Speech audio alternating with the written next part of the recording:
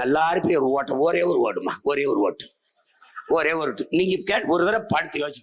ஆமா, இந்த பயல்களுக்கே ரொம்ப நாளா ஒரு அம்மா சொல்றாங்க, என் பையன் வெளியில இருந்து போன் அடிச்சு சொன்னான், சீமானுக்கு போடு, விவசாயிக்கு போடணும். ஆமா போடணும், அப்பதான் இவங்க கொட்டமும் அடங்கும்னு. அதுக்காவது போடுங்கம்மா, அதுக்காவது போடுங்கம்மா.